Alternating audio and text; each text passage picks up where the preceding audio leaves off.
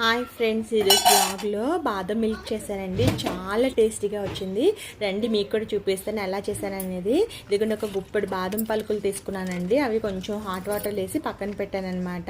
ఒక 3/4 litre milk తీసుకున్నానండి. ఇట్లాగా బౌల్లో వేసాను. అవి మరుగుతుండగా ఇంకా బాదంకి పైన లేయర్ ఉంటుంది కదండి, ఆ లేయర్ మొత్తం తీసేసాను అనమాట. ఆబ్వియస్లీ వేడి నీళ్ళు వేసాను కదండి, ఈజీగా వచ్చేసింది ఇట్లాగా.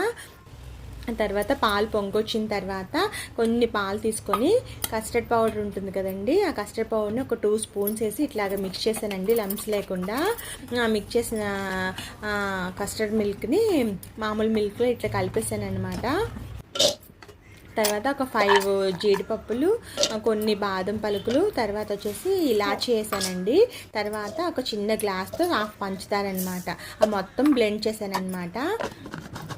ఇందాక పాలు మరిగించాను కదండి, మరిగించిన పాలు దించేసి ఒక 3 స్పూన్స్ వేసానండి. మిగతావి ఇంకా మీకు ఇంకా పంచదార ఎక్కువ ఉండాలి, స్వీట్గా ఉండాలంటే మొత్తం వేసేసుకోవచ్చు. నేను మాత్రం ఒక 3 స్పూన్స్ యాడ్ చేశానండి. 2 అవర్స్ ఫ్రిడ్జ్లో పెట్టి తీసిన తర్వాత బాదం పాలు ఇలా రెడీ అయిపోయిందండి.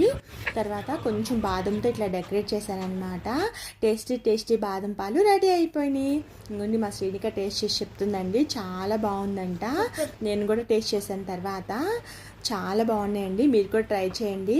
Thank you for watching. Please subscribe అండి.